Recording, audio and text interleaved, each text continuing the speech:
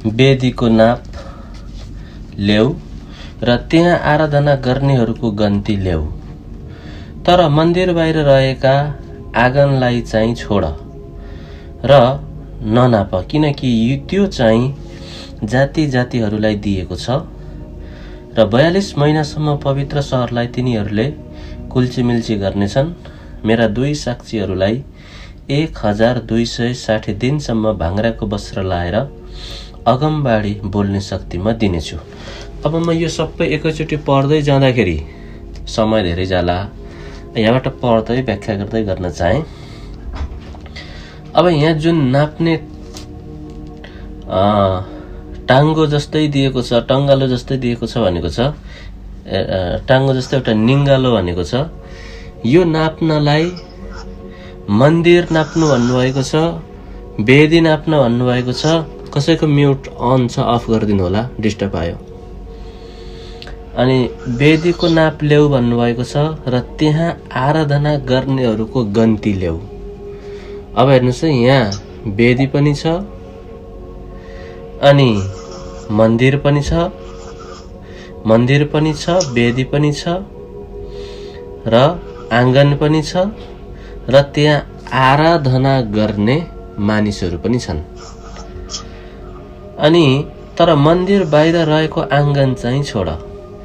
यो मन्दिर बाहिर रहेको आँगन भनेको चाहिँ मन्दिर बाहिरको आँगन, यो मन्दिर बाहिरको आँगनलाई येशू ख्रीष्ट क्रुसमा टाँगिनु भएको स्थानलाई जनाउँछ। किनभने मन्दिर बाहिरको आँगनलाई हेर्यौँ भने त्यहाँ चाहिँ पुरानो करारको मन्दिरको विषयमा हेर्यौँ भने आँगनमा थुमा ल्याएर काटिन्थ्यो अनि पवित्र स्थानमा रोटी सामदान राखिन्थ्यो।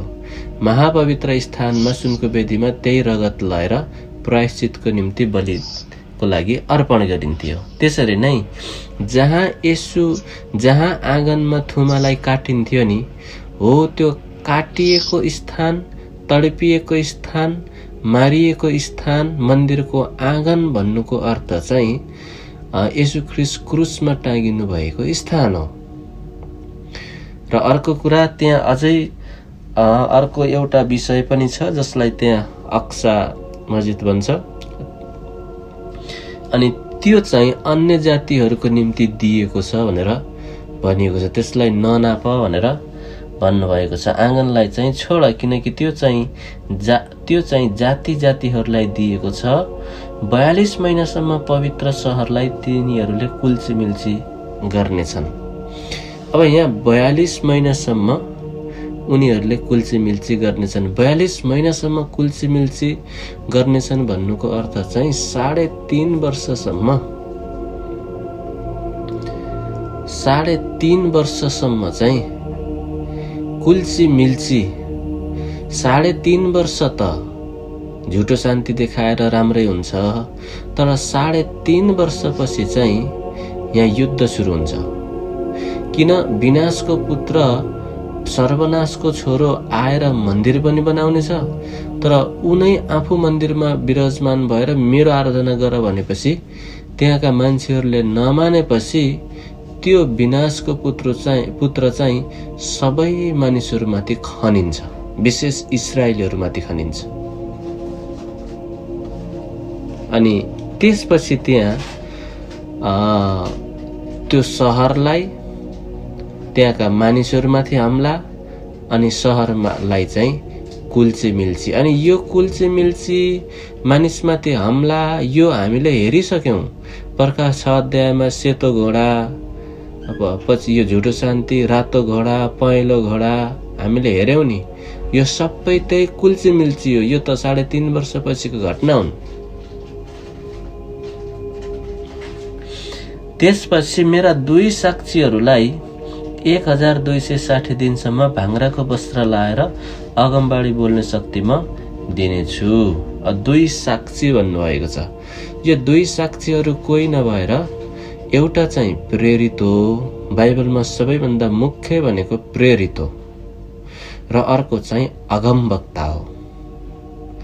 मण्डलीको जग भनेको प्रेरित र अगमवक्ताको हातमा हुन्छ। इभान्जलिस्ट भनेको बेला मौकामा गएर प्रचार गरेर अनि वचनको कुरा खुवाएर या कुनै दुष्ट आत्माबाट उत्पीडित भएको भएदेखि प्रार्थनाको छुटकारा दिएर ठाउँ ठाउँमा त्यसो गर्दै हिँड्ने चाहिँ प्रेरितको काम हो। पास्टरको चाहिँ के हो, घरमा पालेको भेडा हुन्छन् नि, हो घरमा पालेको भेडालाई कति बेला चराउने, कति बेला खुवाउने, कहाँ अड्कियो, उही लौरो र लट्ठी लिएर हिँड्छ नि, लौरोले घाँस दिन्छ, लट्ठीले चाहिँ सुधार्छ। पास्टरको काम चाहिँ एउटा बुवाको हृदय भएको व्यक्ति हो जसले मण्डलीका चाहिँ हेरचाह गर्छ। त्यसपछि शिक्षा, अनि एउटा शिक्षकले वचनको प्रकाश छर्छ अनि मान्छे बन्धनबाट चाहिँ निस्किन्छ, अन्यलबाट चाहिँ निस्किन्छ। तर अगमवक्ता र प्रेरित यिनीहरू चाहिँ परमेश्वरले चलाउने मुख्य व्यक्तिहरू हुन्। किन यिनीहरूबाट नै यिनीहरूले कहाँ चर्च बनाउने, कुन ठाउँमा बनाउने, कसरी बनाउने सुरु यिनीहरूबाट हुन्छ। यिनीहरू जग हुन्, प्रेरित र अगमवक्ता। यो दुईटा चाहिँ मण्डलीमा एकदमै अनिवार्य छ, एकदमै आवश्यक छ। जुन मण्डलीमा अगमवक्ता छैन, जुन मण्डलीमा प्रेरित छैन, त्यहाँ आत्मिक जागृति हुँदैन। हामीले देखिरहेका छौँ आत्मिक जागृति नभएको। किन भन्दा अगमवक्तै छैन। जहाँ दर्शन छैन मान्छे त्यहाँ भाँडभैलो हुन्छ, अन्यलमा पर्छ क्या। दर्शन भनेको के हो? दर्शन भनेको अगमवक्ता हो, दर्शी अगमवक्ता, दर्शन देख्ने। त्यही भएको कारणले अब यहाँ मेरा 2 साक्षीहरूलाई पठाउने छु भन्नुभएको छ। अब यी साक्षीहरू कोही नभएर मोसा र एलिया हो। मोसा चाहिँ प्रेरित, एलिया चाहिँ अगमवक्ता। अब 4 पदमा पृथ्वीका प्रभुको सामुन्ने खडा रहेको जैतुनका 2 रुखहरू र यी 2 सामदानहरू यिनै हुन्। यदि कुनै मानिसले तिनीहरूलाई हानि गर्ने इच्छा गर्यो भने तिनीहरूका मुखबाट निस्केको आगोले तिनीहरूका शत्रुलाई नाश पार्नेछ। अब 4 पदमा पृथ्वीका प्रभुको सामुन्ने खडा रहेका जैतुनका 2 रुखहरू र 2 सामदानहरू। हामीले गएको समयमा हेरेका थियौँ, आज पनि अलिकति हेरौँ। जकरिया 4 अध्यायको 3 पदमा, जकरिया 4 अध्यायको 3 पदमा चाहिँ यो विषयमा, यो 2 रुखको विषयमा, त्यसपछि जैतुनको रुखको विषयमा, त्यसपछि सामदानको विषयमा चाहिँ भनिएको छ। जकरिया 4 अध्यायको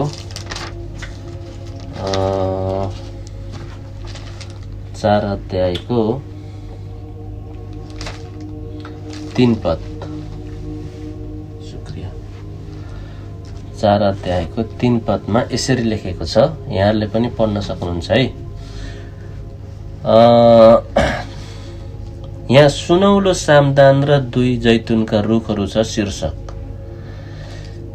अब 2बाटै पढ्न चाहे। तिनले मलाई सोधे, तिमी के देख्छौ? मैले जवाफ दिएँ, जम्मै सुनको एउटा सामदान म देख्दछु। यहाँ चाहिँ सामदान। त्यसको टुप्पामा एउटा बटुक छ, त्यसमाथि 7 वटा बत्ती छन्। टुप्पामा भएको प्रत्येक बत्तीमा 7 वटा नली गाँसिएका छन्। यो चाहिँ के भयो? यो चाहिँ सामदानको बनावट हो। अब 3 पदमा त्यसको छेउमा 2 वटा जैतुनका रुखहरू, एउटा बटुकाको दाहिनेपट्टि, अर्को चाहिँ त्यसको देब्रेपट्टि छन्। भनेपछि सामदानसँग जैतुनको रुख छोइएको छ, अथवा यिनीहरू एक आपसमा सम्बन्ध छ। अब यो पढ्दै पढ्दै जानुभयो भने तब मसित कुरा गर्ने ती स्वर्गदूतलाई मैले सोधेँ, हे प्रभु ये के हुन्? तिनले जवाफ दिए, ये के हुन् भने तिमी जान्दैनौ। ये के हुन् भने तिमी जान्दैनौ। यहाँ अर्थ भनिएन। मैले जवाफ दिएँ, म जान्दिन। जान्दिन मेरो प्रभु। यसैले तिनले मलाई भने, यरुबाबेलको निम्ति परमप्रभुको यो वचन छ, न बलले न शक्तिले तर मेरो आत्माले सर्वशक्तिमान परमेश्वर भन्नुहुन्छ। ए शक्तिशाली पर्वत त के होस् र? यरुबाबेलको सामुन्ने, यरुबाबेल भनेको येशू ख्रीष्ट सामुन्ने त मैदान हुनेछस्। अनि उहाँले शिरढुङ्गालाई परमेश्वरले त्यसलाई आशिष दिउन्। शिरढुङ्गा भनेको पनि येशू ख्रीष्ट देउन भन्ने जय जयकार साथ निकाल्नुहुनेछ, जय जयकार साथ निकाल्नुहुनेछ। अब उहाँ मन्दिरमा आउनुहुँदाखेरि स्वागत गरे, जय जयकार गरे, दाउदका पुत्र होसन्ना एउटा चाहिँ त्यसरी निकाल्नुहुनेछ। अब उहाँ दोस्रो आगमनमा फेरि हुकुम र गर्जन चर्को तुरैको स्वरमा। तब परमप्रभुको यो वचन म कहाँ, त्यस मन्दिरको जग यरुबाबेलका हातले बसालेका छन्, त्यसका हातले यो सिद्ध्याउने छन् र तब तैँले जान्नेछस् कि सर्वशक्तिमान परमेश्वरले मलाई पठाउनु भएको हो। अब यहाँ 10 यी 7वटा बत्ती चाहिँ प्रभुका आँखा हुन्, जसले पृथ्वीमा यताउता हेरिरहन्छन्। रुख चाहिँ 11 पदमा हेर्नु, जैतुनका रुख चाहिँ के हुन् भने सोद्धाखेरि फेरि मैले तिनलाई सोधेँ, यी जैतुनका रुखका हाँगा के हुन् जो 2 सुनका नालीहरूका छेउमा छन्, जसद्वारा सुनको तेल खनिन्छ? तिनले जवाब दिए, यी के हुन् भने तिमी जान्दैनौ। मैले भने, म जान्दिन मेरो प्रभु। तब तिनले भने, यी 2 चाहिँ सारा पृथ्वीका प्रभुको सेवा गर्न अभिषेक भएकाहरू हुन्। हालेलुया। हेर्नुहोस् है, यहाँ 2 चाहिँ सारा पृथ्वीका परम प्रभुको सेवा गर्न अभिषेक भएका हुन्। हो, यो अभिषेक भएका 2 व्यक्ति सारा पृथ्वी, अथवा त्यति बेला त एउटै सरकार हुन्छ, एउटै पैसा हुन्छ, संसारको सबै सम्पत्ति एउटैको हातमा हुन्छ, सबै पैसा एउटैको हातमा हुन्छ, संसारको सबै थोक एउटैको हातमा हुन्छ, जति पनि हतियारहरू छन् एउटैको हातमा, पैसा पनि एउटैको हातमा, अनि सबै थोक एउटै सरकारको हातमा हुन्छ, एउटै राजाको हातमा हुन्छ। त्यही भएर त्यति बेला सबै पृथ्वीको लागि, सबैको लागि चाहिँ यो 2 साक्षीहरू अभिषेक भएका छन् त्यति बेलाको निम्ति। हो, त्यही जकरियामा अभिषेक भएका व्यक्तिहरू, 2 साक्षीहरू यो महासङ्कटमा यहाँ आए। अब यहाँ देखा परे। प्रकाश 10 अध्यायको 3 र 4 पदमा पनि के छ भने, जब ती 7 मेघगर्जनहरूले आफ्नो आवाज निकाले, म लेख्नै लागेको थिएँ, त्यसबेला स्वर्गबाट यसो भन्ने आवाज मैले सुने, यी 7 मेघगर्जनहरूले निकालेका आवाजलाई गुप्त राख र ती नलेख। यसलाई गुप्त राख, ती चाहिँ नलेख। अब यहाँ एउटा नलेख्नुको कारण के छ भने एउटा रहस्य छ। किन यहाँ परमेश्वरले गुप्त राख्न भन्नुभएको छ? अब यहाँ अझै एउटा दानियल 12 अध्यायको 7 पदमा के पाउँछौँ भने, यहाँ पनि भनेको छ कि त्यस नदीका पानीमाथि हुने मलमलको लुगा लाएका मानिसले आफ्नो दायाँ र बायाँ हात स्वर्गतिर उठाएर सदा सर्वदा रहनुहुनेको नाममा यसो भनेर तिनले शपथ खाएका मैले सुने, यो 3.5 वर्षका निम्ति हुनेछ, जब पवित्र जनहरूको शक्ति अन्तमा तोडिनेछ, तब यी सबै कुरा पूरा भएका हुनेछ। अब यो भन्नुभन्दा पहिला 6 पदमा यो 4 पदबाट नै पढ्दै गयौँ भने चर्मपत्रको मुठ्ठो पाउँछौँ। चर्मपत्रको मुठ्ठो त यहाँ 10 अध्यायमा पनि छ, प्रकाश 10 अध्यायमा छ। चर्मपत्रको मुठ्ठो यही खोलिएको थियो, यहाँ बानिएको त्यहाँ गएर खोलिएको थियो। अनि यहाँको घटना चाहिँ त्यहाँ के भयो, अब दृश्यमा देखिन थाल्दैछ। यहाँ बनेको चर्मपत्रको मुठ्ठो उहाँ गएर खोलिँदैछ। त्यसपछि यो पढ्दै 4 पदबाट पढ्दै गयौँ भने अझै म पढेरै सुनाउन चाहे। तर तिमी चाहिँ हे दानियल यस चर्मपत्रको मुठ्ठाका वचनहरू अन्त्यको समयसम्म बन्द गरी मोहर लगाएर राख। धेरैजना ज्ञान बढाउनलाई यताउता जानेछन्, तब म दानियलले हेरे र मेरो सामु अरू 2 जना उभिए, 1 जना नदीको यतापट्टि किनारमा र 1 जना अर्कोपट्टि किनारमा। 2टा साक्षी।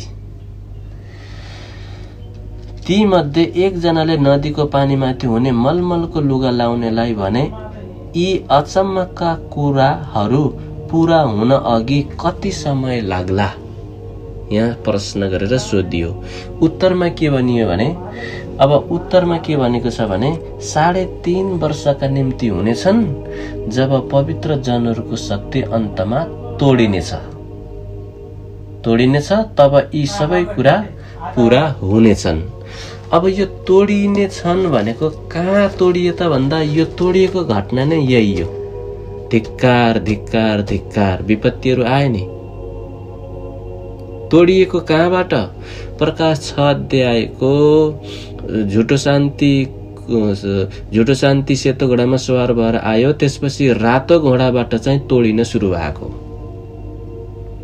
त्यसपछि त्यहाँबाट तोडिन सुरु भएको अझै पनि यो 3.5 वर्षको घटनाभित्रै छ। यहाँ चाहिँ ती छोडिएका मान्छे विशेष 3 प्रकारका मान्छेहरू, यहुदी, अन्य जाति पनि हुनेछन्, त्यसपछि इस्माइली। यिनीहरू धेरै हुनेछन् संख्यामा, इस्माइली र यहुदी। अनि तिनीहरू चाहिँ यो अवस्थामा चाहिँ तोडिएको बेला हो क्या यो। अब यिनीहरू यहाँ यो 11 अध्यायमा पुग्दाखेरि 10 अध्यायको जुन चर्मपत्रको मुठो खोलियो, त्यसपछि यहाँ गुलियो र अमिलो भयो।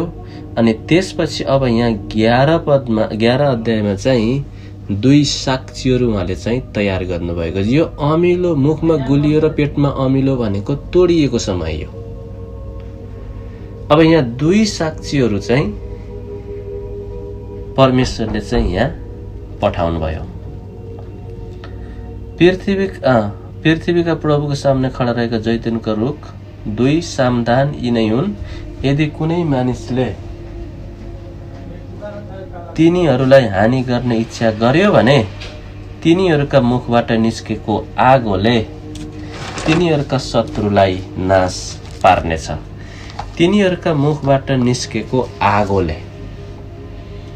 अब तिनीहरूको मुखबाट निस्केको आगोले भन्ने अर्थमा अब यहाँ मुखैबाट आगो निस्केर नाश गर्नेछ भन्न खोजेको होइन। उनीहरूको बोली नि यति ओजन हुनेछ उनीहरूको बोलीमा।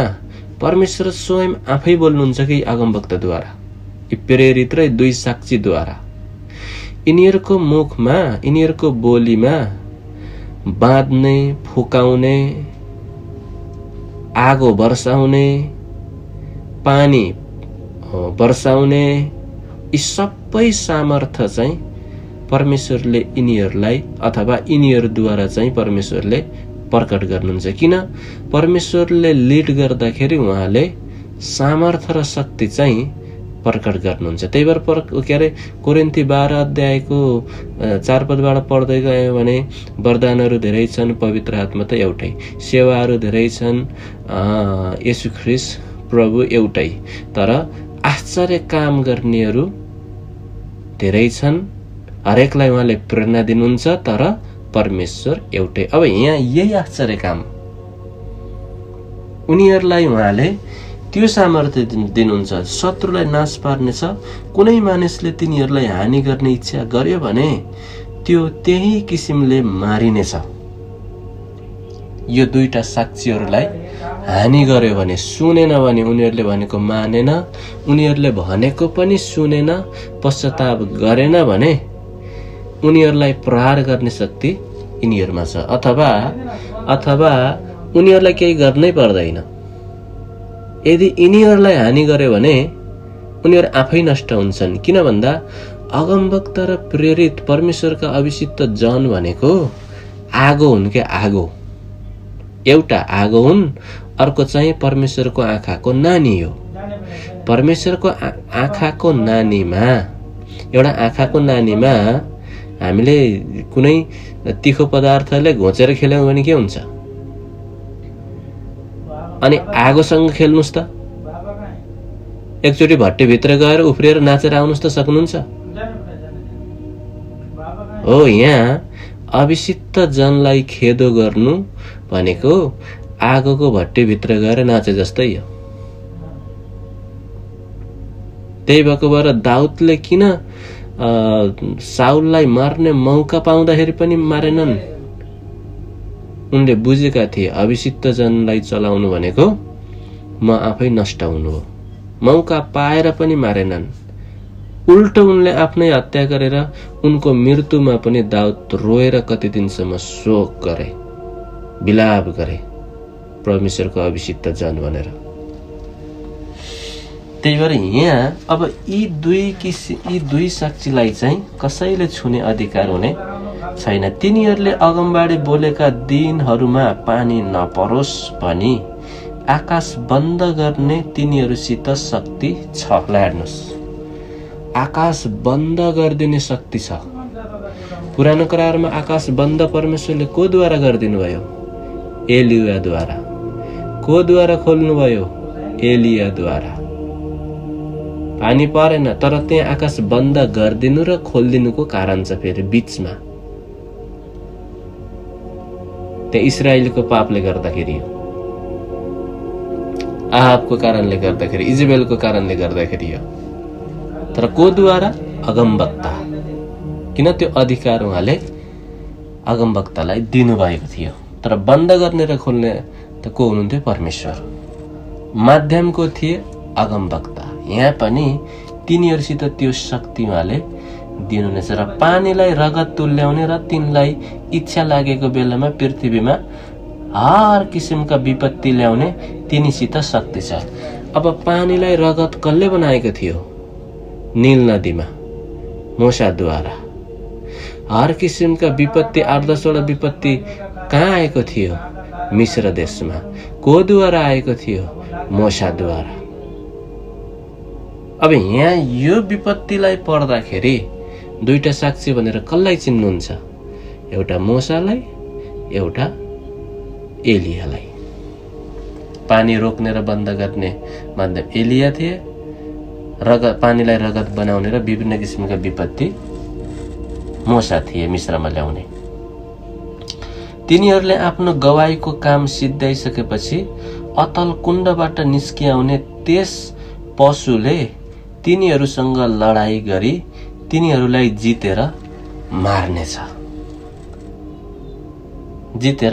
अब तिनीहरूको काम सिद्ध्याइसकेपछि अगमवक्ता र प्रेरितको दुई साक्षीको काम सकिनेछ। अब उनीहरूको काम सकिने के छ त नि? के सकिन्छ? काम सकियो भनेर मात्रै त भएन। काम के सकियो? गरे के तिनीहरूले गरे के भन्दा मोसा र एलियाले आएर यहुदीहरूलाई, इस्माइलीहरूलाई जति पनि छोडिएका, तोडिएका, यहाँ खास पवित्र जनहरूको शक्ति तोडिने भनेको छ। अब यो पवित्र जन भनेको दुई प्रकारको पवित्र जन छ। एउटा चाहिँ अब्राहमद्वारा जन्मिएको शरीर अनुसार परमेश्वरका सन्तान पवित्र जनहरू त्यो भए। अब हामी चाहिँ जो यहुदीबाट आएनौं, अन्य जातिबाट आयौं, अनि हामीले येशू ख्रीष्टलाई विश्वास गरेर हामी पनि अब्राहमकै सन्तान भएर हामी पनि आत्मिक रूपमा पवित्र जन भयौं। दुई प्रकारको पवित्र जन, भौतिक पवित्र जन, आत्मिक पवित्र जन। अनि यहाँ छोडिएका मान्छेहरूको, जति पनि छोडिएका मान्छे हुन्छन्, जति पनि तोडिएका हुन्छन्, यिनीहरूलाई मोसा र अब्राहम यी दुईटा साक्षीले चाहिँ येशू ख्रीष्टको बारेमा सुनाउँछन्, विशेष यहुदी र इस्माइलीलाई।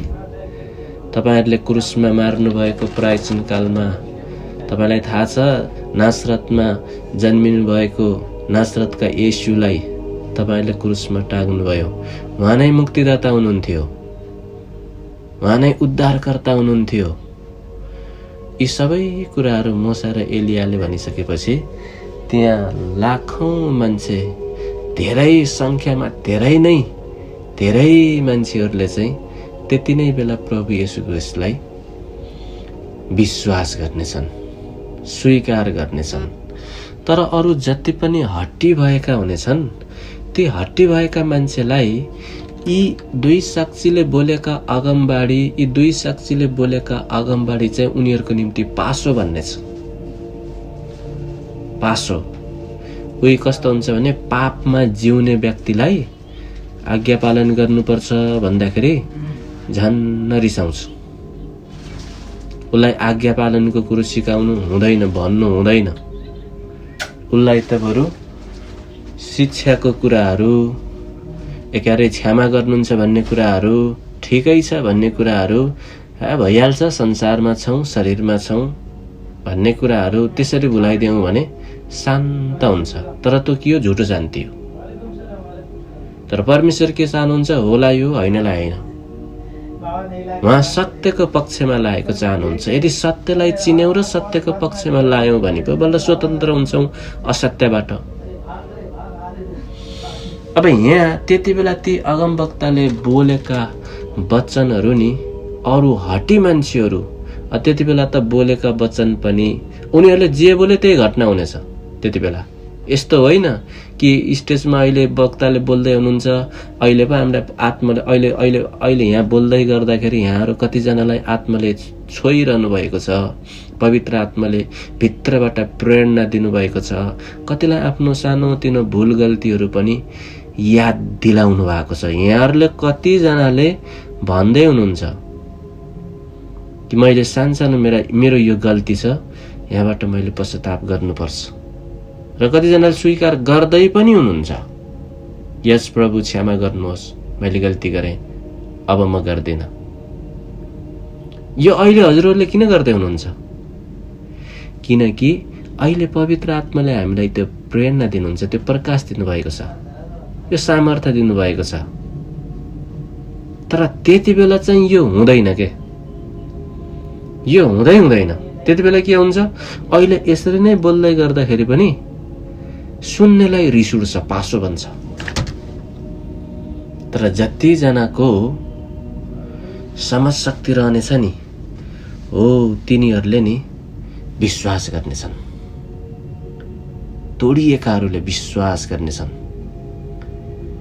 अनि तिनैलाई चाहिँ अन्तिममा तोडिएपछि उनीहरूलाई दुई साक्षीले येशूको गवाही दिनेछन्। त्यही भएर जिन्दगीमा जब तपाईँ तोडिनुहुन्छ, परिवारबाट तोडिनुहुन्छ, नोकरीबाट तोडिनुहुन्छ, श्रीमतीबाट तोडिनुहुन्छ, श्रीमानबाट तोडिनुहुन्छ, छोडिनुहुन्छ,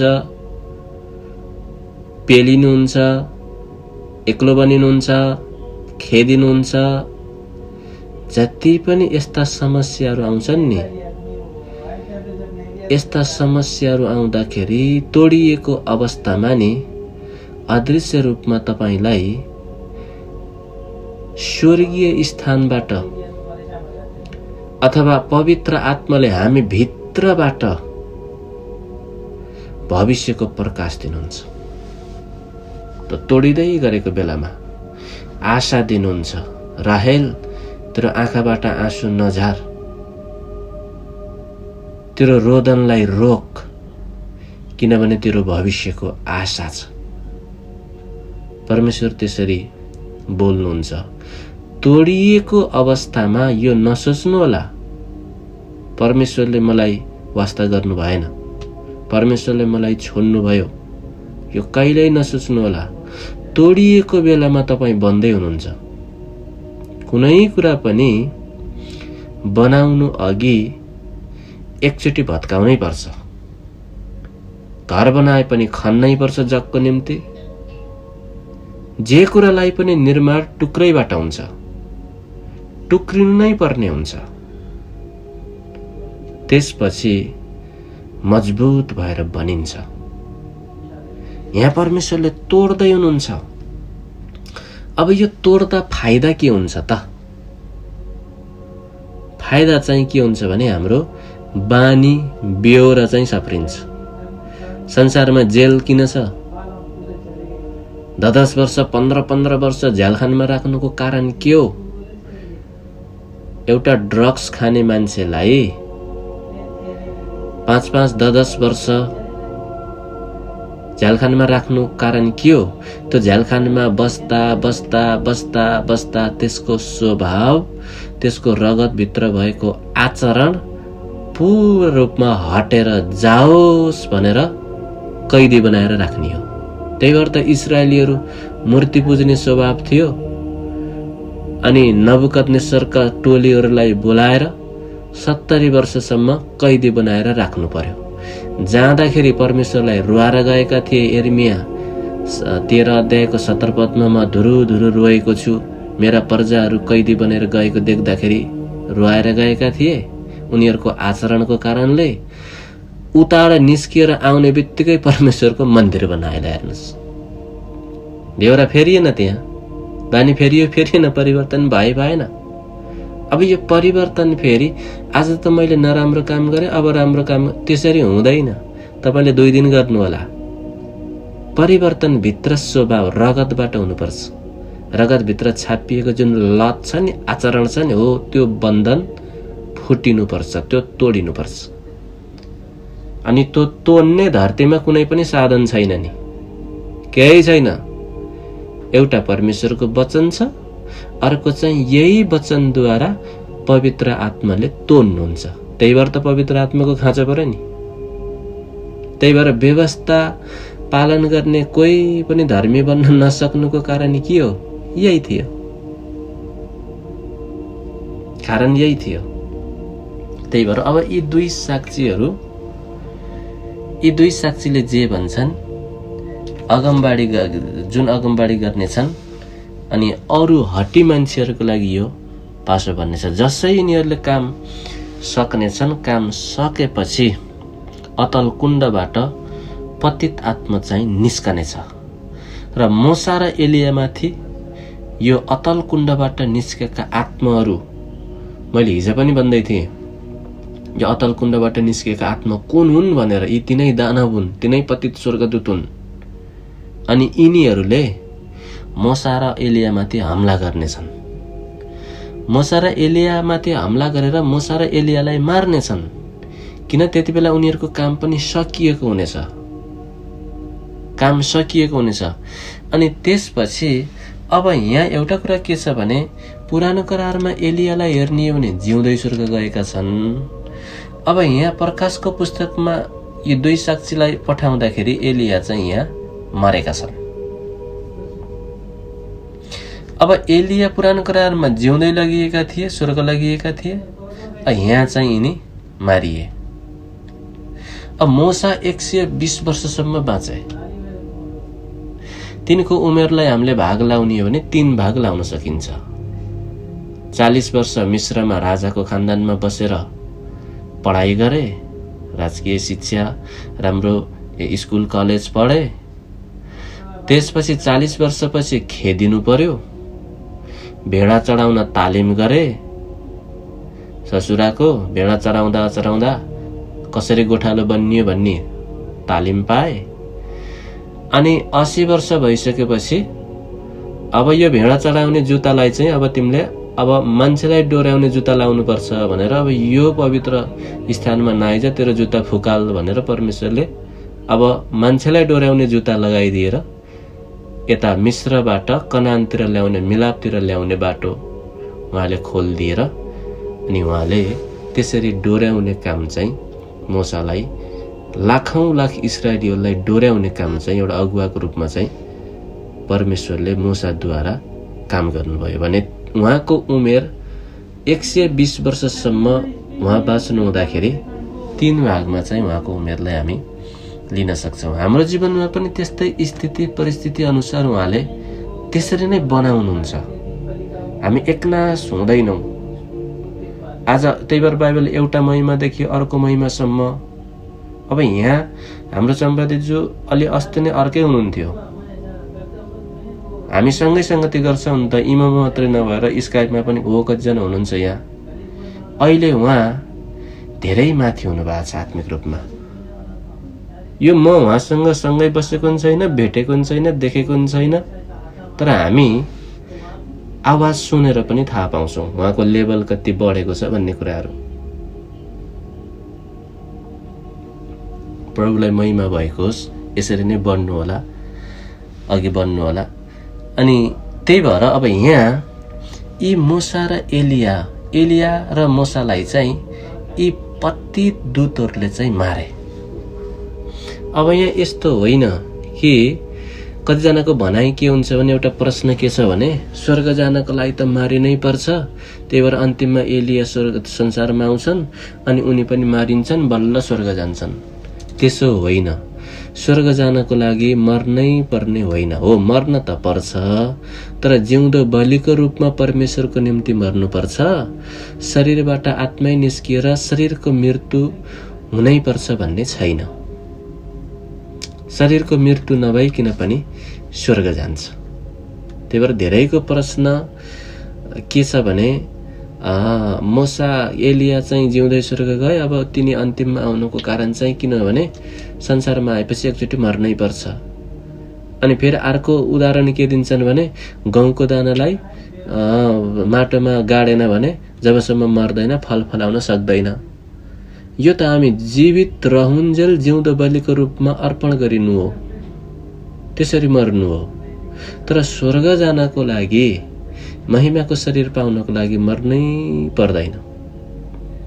त्यसो भएदेखि त येशू ख्रीष्ट स्वर्गबाट आउनु हुँदाखेरि सुति गएका उठ्नेछन्, हामी जीवित चाहिँ मर्नेछौँ भनेको छैन नि, जीवित चाहिँ परिवर्तन भएर उठाइनेछन् भनेको छ।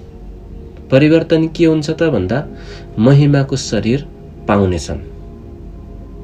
सुति गएकाले पनि त्यही महिमाको शरीर पाउनेछन् अनि नमरेकालेहरू पनि त्यही महिमाको शरीर पाउनेछन्। तर हुन चाहिँ के पर्यो भन्दा एउटा जिउँदो बलिको रूपमा पापको लेखी मरेर ख्रीष्टको निम्ति जिएर बस्नु पर्यो।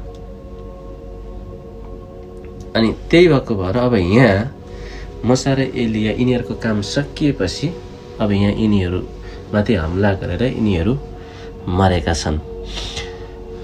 अब अर्को कुरा चाहिँ के छ भने 8 पदमा के लेखिएको छ भने तिनीहरूका लासहरू त्यस ठुलो सहरको सडकमा पडिरहनेछन्, जुन सहरलाई सांकेतिक रूपमा सदोम र मिस्र भनिन्छ, जहाँ तिनीहरूका प्रभु क्रुसमा टाँगिनु भएको थियो। सदोम र मिस्र।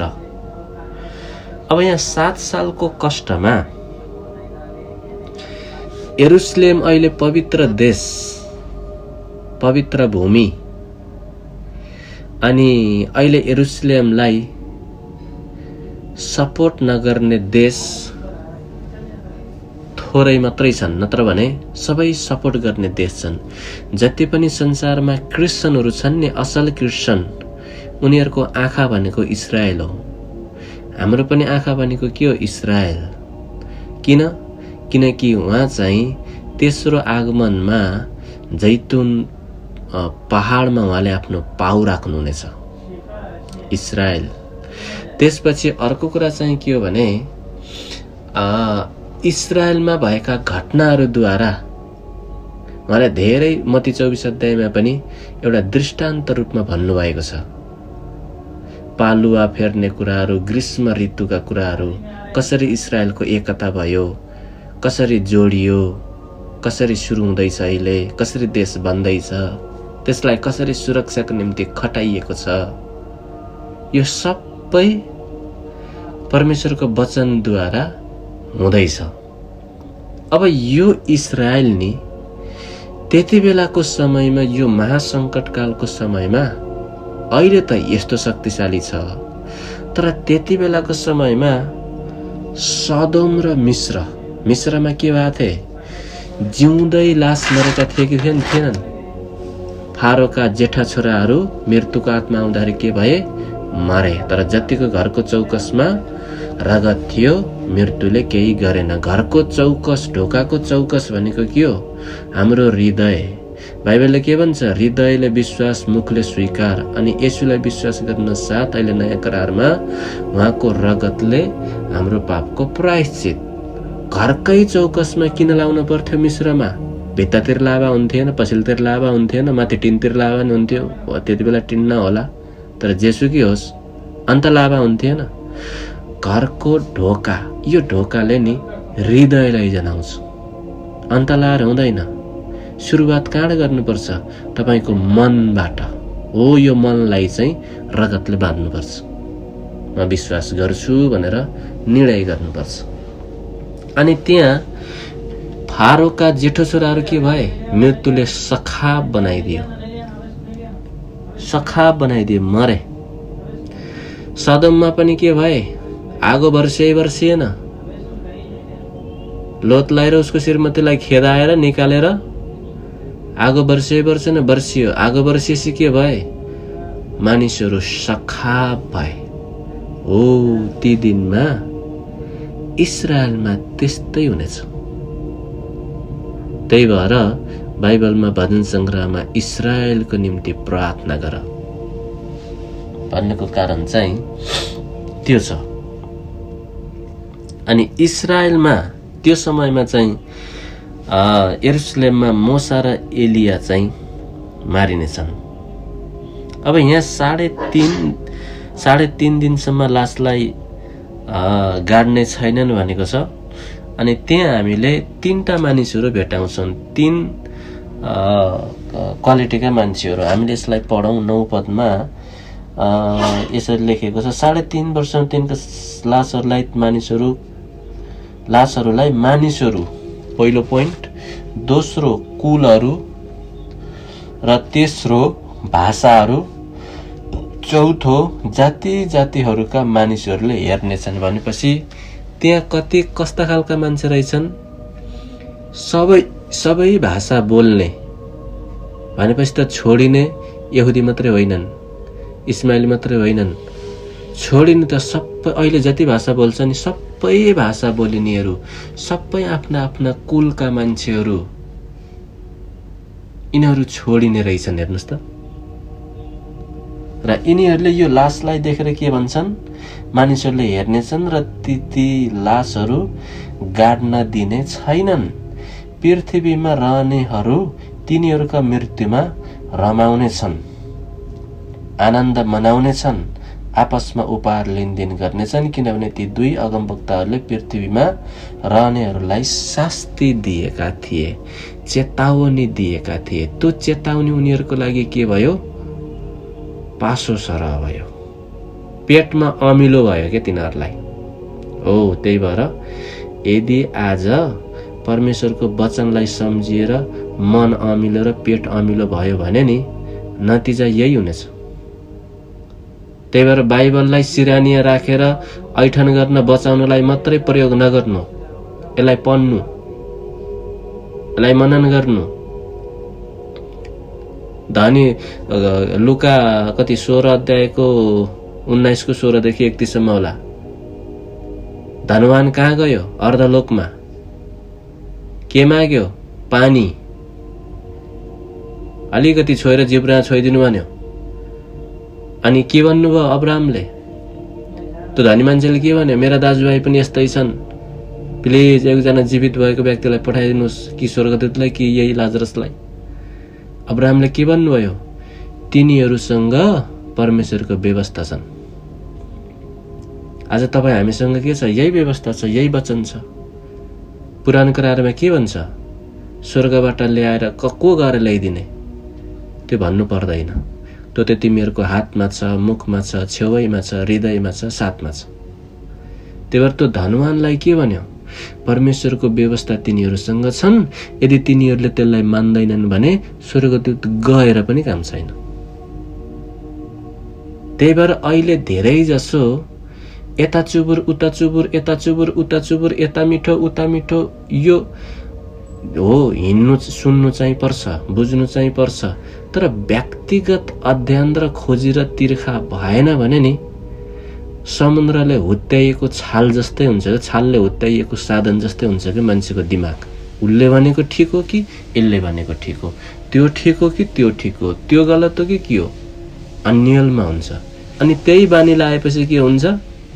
डुलुवा हुन्छ। व्यक्तिगत खोजी र अध्ययन हुँदैन। त्यही भएर व्यक्तिगत चाहिँ अध्ययन चाहिँ गर्नु। मैले नजानु भनेको होइन, जानुपर्छ। मैले पनि तालिम लिएको छु, सिक्दैछु, क्लास छ, बिहान 4 बजे हुन्छ, बेलुका 4 बजे हुन्छ। तर आफ्नो व्यक्तिगत चाहिँ हुनुपर्छ। त्यही भएर यी मान्छेले हेर्नुहोस् त, रमाए पहिलो पोइन्ट, दोस्रो उपहार लेनदेन गरे। ल हेर्नुहोस्,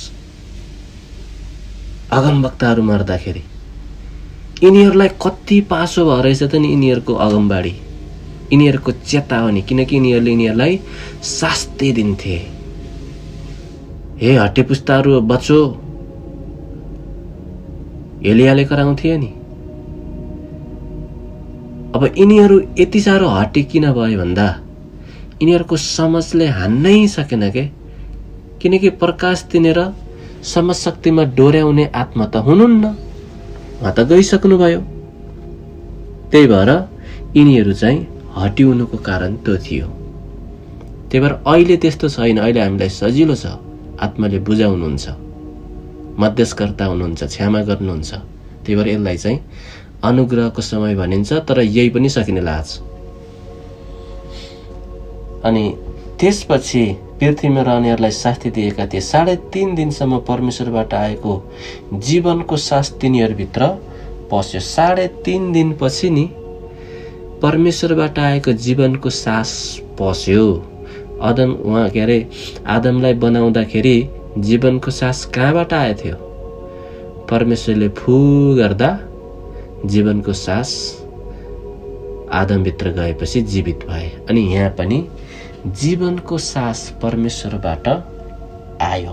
आइसकेपछि के भए? पस्यो र तिनीहरू आफ्नो गोडामा खडा भए, ल्यानु जीवित भए। अनि तिनीहरूलाई देख्नेहरूमाथि ठुलो डर आयो। जुन उपहार लेनदेन गरेका थिए नि, यसले चाहिँ के सिकाउँछ भने हामीलाई वचन सुनेर पालन नगर्ने, आफैलाई धोका दिनु, यही हो समस्या। यहाँ यिनीहरूले दिएको शास्तिलाई मानेनन्, उपहार लेनदेन पनि गरे, बडो आनन्द मनाए एकछिन त, तर जीवित भएर खडा भएर देखेपछि यिनीहरूमा के भयो? एक प्रकारको त्रास, डर छायो। अनि तिनीहरूले स्वर्गबाट यस्तो एउटा ठुलो आवाज सुने, यता माथि आऊ, र तिनीहरूका शत्रुहरूले हेर्दा हेर्दै तिनीहरू बादलमा स्वर्गतिर गए। अब जीवनको सास आएपछि हेर्दा हेर्दै बादलमा स्वर्गतिर गए भनेको के रहेछ भने शरीरमा मारिए, जीवनको सास परमेश्वरबाट आयो, पुनरुत्थान भयो। अनि येशू जसरी पुनरुत्थानको महिमाको शरीर लिएर उहाँ बादलमा उचालिनु भयो नि, त्यसरी नै यिनीहरू पनि जिउँदै जीवित भएर महिमाको शरीर लिएर गए, बादलमा स्वर्गतिर गए। त्यही घडी ठुलो भूकम्प गयो। हेर्नुहोस्, यहाँ येशूको मृत्युमा पनि गएको थियो। येशू स्वर्ग लगिनु हुँदाखेरि एउटा स्वर्गदूत आएर भनेका थिए, के हेरेका छौ? उहाँ एक दिन यसरी नै फेरि आउनुहुनेछ। प्रेरितको पुस्तकमा पाउँछौँ। सहरको 10औं भाग ढल्यो। हेर्नुहोस्, 10औं भाग ढल्यो र भूकम्पमा 7,000 मानिसहरू मारिए। 7,000 मानिसहरू मारिए। अरू बचेकाहरू डराए र स्वर्गका परमेश्वरलाई महिमा दिए।